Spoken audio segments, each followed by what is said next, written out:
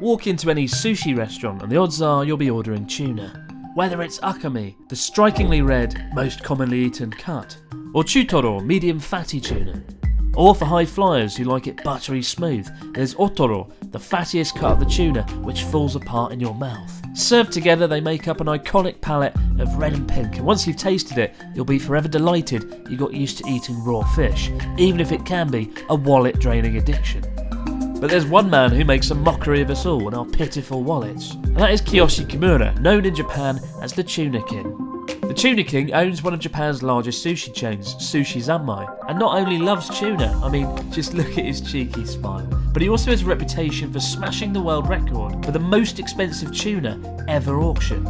In January 2019, he splashed out an incredible $3.1 million on a single 278 kilogram bluefin tuna, coming in at $5,000 per pound. But this wasn't just any tuna. In Japan, there's a real premium placed on the finest sourced ingredients. From $250 marbled Kobe beef sourced from Tajima black cattle, to the obscenely expensive Yubari King melons cultivated in Hokkaido and sold for $30,000. Tuna is no exception. All of Japan's most prized tuna comes from one place.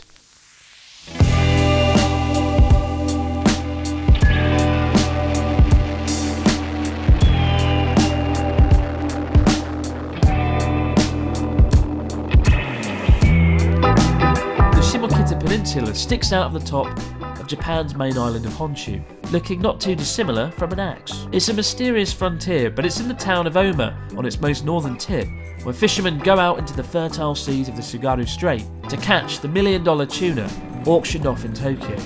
And today my mischievous Japanese companion Ryotaro and I have travelled to Honshu's northern edge to see the fish being caught. But our first stop in this mysterious land is an otherworldly, rugged-looking landscape that feels like it'd be right at home on another planet.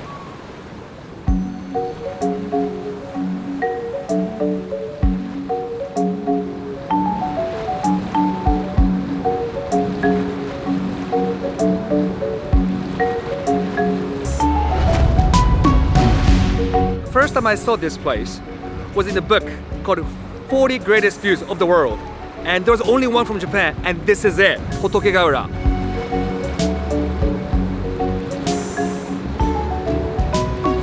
Definitely got a bit of a edge of the world kind of vibe going on. The only way that I do know that it's not the edge of the world is I can see Hokkaido in the distance across the sea.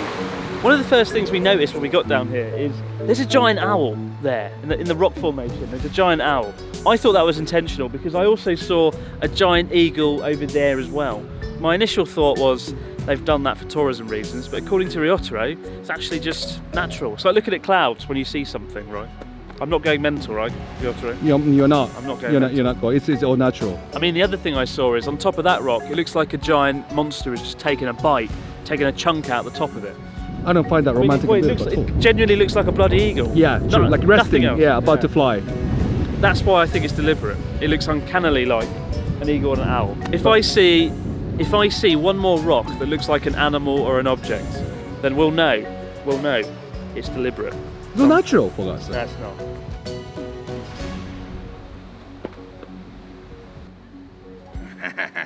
I found one more face. That in the distance.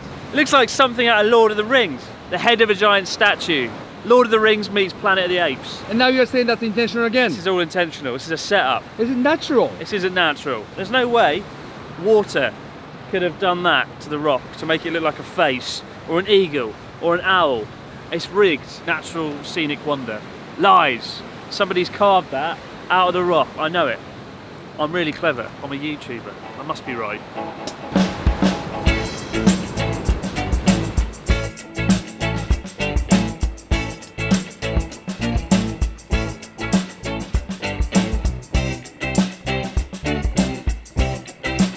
Shimokita Peninsula is what is known as a geo site, right? A geopark. Yeah. Because it's one of the few places in Japan that is completely surrounded by sea. It's shaped like an axe. They have sea from 360 degrees, and also it's very seismic as well. Yeah. It's been recognised for its geological outstanding nature, and they've tried to sell that basically through having geo-dining, food that's influenced by the local area, which we are eating now. I haven't even started, he's already eaten it. Half of it. Brilliant. Whatever happens to waiting for the audience.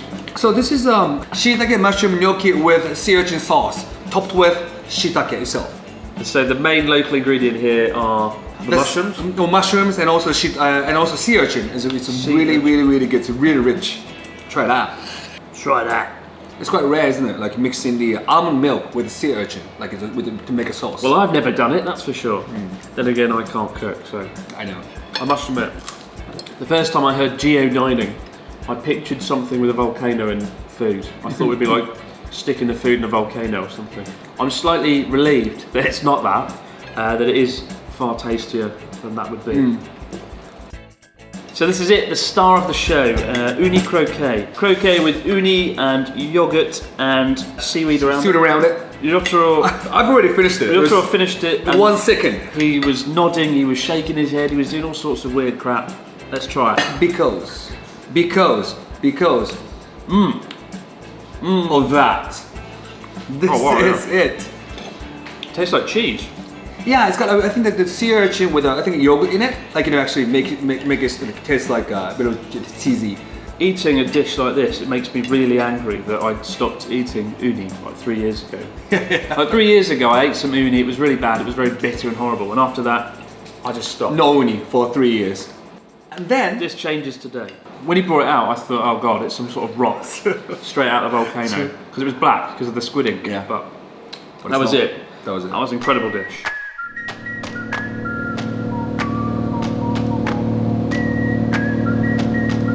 Over the course of the last half decade, I've eaten a staggering amount of tuna with little thought or appreciation for how or where it's been caught. And today, finally, we were going to see it once and for all, firsthand. But really, there are only 25% possibility of actually being able to watch them catching this tuna. So we've hopped on a small fishing boat and we've come out into the Tsugaru Strait with the hope of finding tuna fishermen who are going out and catching all of the decadent, expensive tuna that is swimming beneath us. There we go. I mean, that puts it in perspective. There's dozens of fishing boats out there right now. So the reason this is the best place to get tuna in Japan is with numerous currents, because we've got the Pacific Ocean that way, the Sea of Japan that way, and the strait in between, mixing the currents. It's the perfect fertile fishing ground for tuna. As we found out earlier, the most expensive tuna ever auctioned in Japan was caught here in the strait. They call them black diamonds these days. They call Oma tuna black diamonds. Yeah, because it's so expensive. Because of the money you can get from selling them. If we were smart, we would have bought our own fishing rod and tried to get a piece of the action. But we're not that smart. Why didn't we try and get a tuna? Yeah, why not? Could have left this trip with a profit. Despite Ryotaro's pessimistic odds of spotting a tuna actually being caught, it turns out fortune is smiling upon us when a neighbouring fishing boat strikes gold. We've been following this boat for about 20 minutes and it looked like they caught something. They were reeling it in, we were circling. And finally, he brought out an electric shocker and then some kind of spear. And they did it. It looked really hard. It looked really complicated. Apparently it's their first time. It's their debut, right? Yes. It's their debut. It's the first with time. a one rod fishing, yeah. It's the first time this team has actually caught a tuna using the one fishing line method. And it turns out that it's actually the cousin of the captain of our ship. So he was pretty happy as well.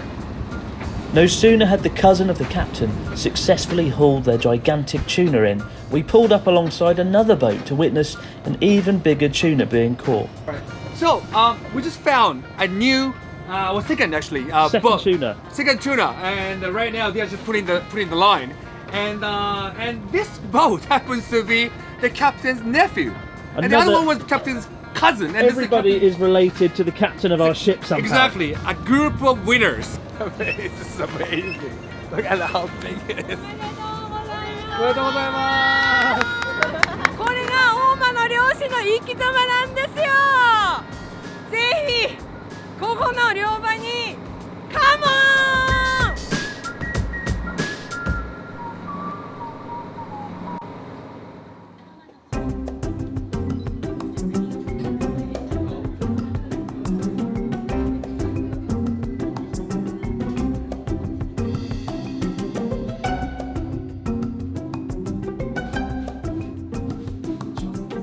black diamonds.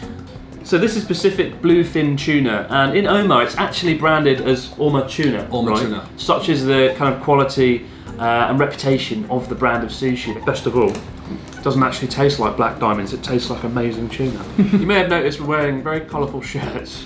What does this actually say? I know it's got a giant maguro on it. Oh, maguro, can't read that kanji. Define my shirt. Maguro hitotsuji. Maguro hitotsuji. It's like your life is dependent on the tuna. Ah, so fishermen wear this one. Exactly. One or nona? I don't know what that means. But there is I think it's a dialect, I think. Dialect, right. Yeah, One or yeah. nona. But Means he who is without sin should not eat the first tuna. first tuna. But significant difference is, can you see that? What's all that about? That's a sea urchin. Ah. An armpit. Why under the right arm and not the left arm? I have no idea. Because That's a mystery.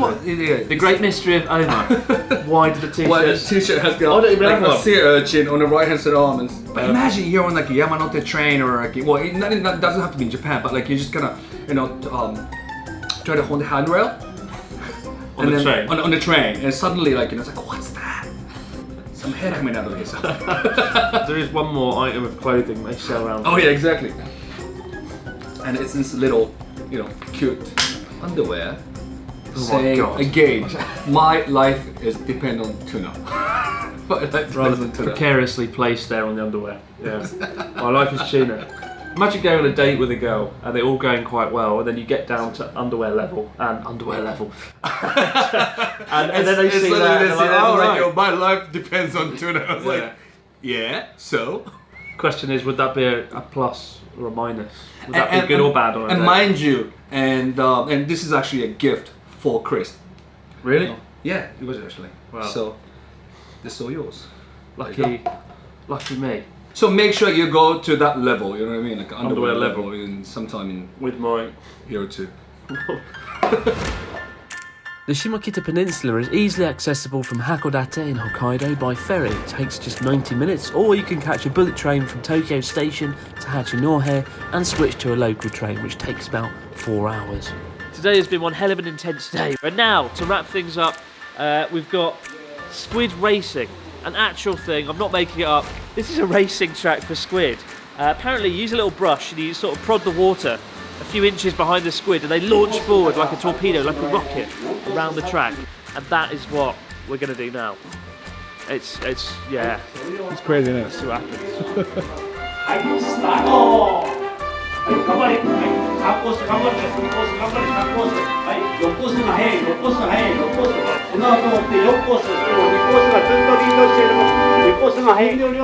So fast.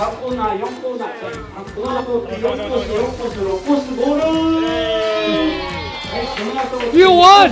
You somehow won. Somehow won. I had the fastest squid. Yeah, first prize. Look at that. By the way, Chris, what happened to the squid that you... Sammy the made squid. away? Yeah, Well, he squid. won, didn't he? He won. And his rewards, I don't know. I don't know what they do. I just saw him like going to the kitchen. Oh no, that's not fair. If it wasn't for him, I wouldn't have won whatever that is. I think that's a good time to wrap things up. But for now, guys, that's all. We'll see you next time. Thank you, Rotaro. Thank you, Sammy the Squid. Thank you, the squid, and bye for now.